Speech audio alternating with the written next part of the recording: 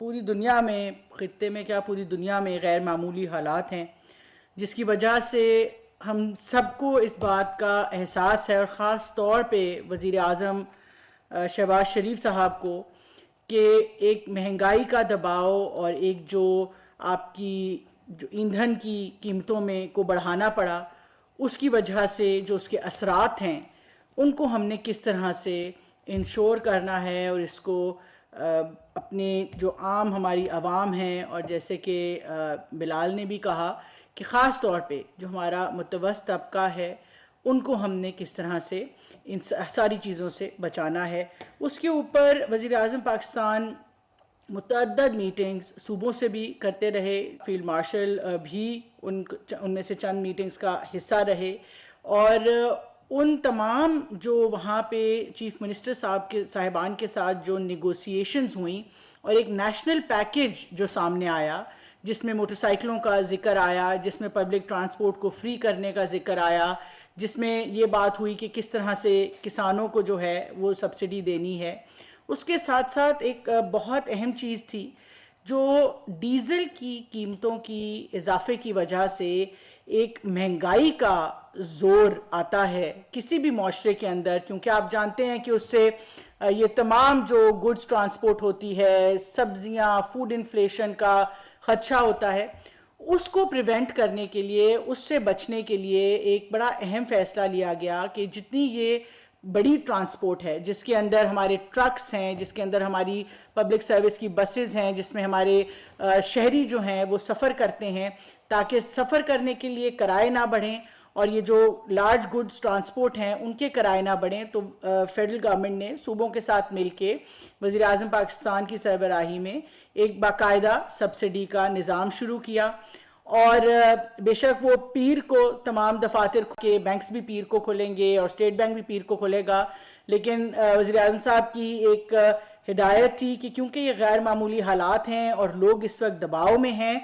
तो हमने पिछले 2-3 दिन बगैर, चाहे वो मिनिस्ट्री ऑफ आईटी थी या फाइनेंस मिनिस्ट्री थी या स्टेट बैंक था, हमारे साथ हमारे डिजिटल बैंक्स, टेलीकम्युनिकेशन वाले बैंक्स, वैसे सब लोगों ने जो है वो दिन रात काम करके इस चीज़ को इंश्योर किया है कि आज से ये सब्सिडी जो है ख़ास तौर पे बसेस की और ट्रक्स की वो जाना शुरू हो गई है। और हमारी कोशिश ये है कि आज का दिन लगा के, कल रात से ये ट्रांसफ़र्स शुरू कर दिए गए थे, आज का दिन लगा के, कल का दिन लगा के हम बेशतर जो ये सब्सिडी है इसका हिस्सा जो डिज़र्विंग हैं उनको हम ट्रांसफ़र करेंगे। एक चीज़ मैं सिर्फ ये बताना चाहूँगी कि हमारे जितने भी भाई हैं, बहन हैं जो पब्लिक ट्रांसपोर्ट जिसमें बसेस, ट्रक्स, लॉन्ग व्हीकल्स हैं, हमारी वैगन्स हैं, वैन्स हैं, ये सब्सिडी से फ़ायदा, और मोटरसाइकिलें भी सिर्फ वो लोग उठा पाएंगे जो कि अपने एक्साइज एंड टैक्सेशन ऑफिसेज़ के साथ रजिस्टर्ड हैं। सो ये बहुत अहम बात है कि अगर आप कोई भी ये व्हीकल चलाते हैं जिस पे वज़ीर आज़म साहब ने अपनी सब्सिडी अनाउंस की है, तो आपके जो शनाख्ती कार्ड है उसके ऊपर आपकी रजिस्ट्रेशन आपके एक्साइज टैक्सेशन ऑफिस, जो भी आपका मुतलका दफ्तर है, उसमें ज़रूर हुई हो, क्योंकि जो डेटा हमें सूबे दे रहे हैं ट्रांसपोर्ट के हवाले से, हम उस डेटा के बेस के ऊपर जो है वो सब्सिडी इंशाल्लाह वज़ीर आज़म पाकिस्तान की सरबराही में हैंड ओवर करते जाएंगे और ट्रांसफ़र करते जा रहे हैं। इसके साथ साथ मैं एक दफ़ा ये बात दोहराना चाहूँगी कि अब तकरीबन 1.25 महीना होने को आ रहा है कि ये जंग शुरू हुई, और जो पहला बर वक्त फ़ैसला था जो 55 रुपये का इजाफ़ा किया गया, उसने हमें इस चीज़ को इंश्योर किया कि जिस तरह हमारे साथ के ममालिक में या ख़ित्ते में हम देख रहे हैं कि एक कभी पेट्रोल स्टेशन पे रश मचा, कहीं पे लड़ाइयाँ हुई, झगड़े हुए, लोग सड़कों पे आए, मगर अल्हम्दुलिल्लाह वज़ीर आज़म साहब की पूरी टीम ने, जिसमें फाइनेंस मिनिस्ट्री थी, पेट्रोलियम मिनिस्ट्री थी, मिनिस्टर्स थे सारे, उन्होंने इंश्योर किया कि ये सारी जो हमारी सप्लाई चेन है तेल की, चाहे वो डीजल की थी या पेट्रोल की थी, उसमें किसी किस्म का खलल ना आए। और इसके साथ साथ जो अगले 3-4 हफ्ते ये प्राइस कंट्रोल की, जो कि वफाकी हुकूमत ने, चाहे वो काबीना की तनख्वाहें हैं, 60% गाड़ियां जो हैं उनको ग्राउंड किया गया, पूरी फेडरल गवर्नमेंट की और साथ साथ कुछ सूबों ने भी जो फ्यूल है जो अफसरान को दिए जाते हैं, वज़रा को दिए जाते हैं, वो 50% सारा अक्रॉस द बोर्ड कट किया। और इन तमाम चीज़ों से जो बचत हुई उसको एक बाकायदा ख़ास अकाउंट में डाल के इंश्योर किया गया कि ये तमाम बचत जो है वो अवाम के रिलीफ के लिए जाए और आप लोगों के लिए जो है वो ईंधन की कीमतें पिछले 3 हफ्ते जो नहीं बढ़ाई गई वो इन्हीं तमाम इकदामात का नतीजा था। अब जाहिर है सूरत हाल कुछ ऐसी है कि हमारे भी वसाइल जो हैं वो लामहदूद तो नहीं है, तो अब हम टारगेटेड सब्सिडी, जिसमें जैसे बताया गया मोटरसाइकिल, किसान, ट्रांसपोर्ट, उसकी तरफ की जा रही है। पब्लिक जो ट्रांसपोर्ट है जिसमें मेट्रोज हैं उनको वफाकी हुकूमत ने भी, सूबाई हुकूमतों ने भी, पंजाब ने भी अनाउंस कर दिया कि उसको मुफ्त किया जाए ताकि लोगों को मुश्किल ना पेश आए। ख़ास तौर पे हमारा वो तबका जो सफ़ेद पोश है, जो मुतवस्त है, उनको किसी भी किस्म की मुश्किल ना पेश आए। तो ये तमाम इक़दामात जो हैं वो लिए जा रहे हैं। स्टीयरिंग कमेटी की जो बात की गई, वज़ीर आज़म साहब जो हैं वो रोज़ की बुनियाद पे एक कमेटी चेयर कर रहे हैं और रोज़ जो है वो प्रोग्रेस रिपोर्ट ले रहे हैं अपनी पूरी टीम से। और उनके साथ साथ उन्होंने एक डीपीएम इसहाक डार साहब की जो है, और मैं उनकी बहुत शुक्रगुजार हूँ कि जिस एयर क्रेज़ी से वो भी हमारी मुआवनत कर रहे हैं, सपोर्ट कर रहे हैं, कि उनके साथ साथ उनकी जो स्टीयरिंग कमेटी है उसमें वफाकी वज़रा, तमाम सूबों के चीफ सेक्रेटरीज़, ये भी रोज़ जो है वो मिल के, ताकि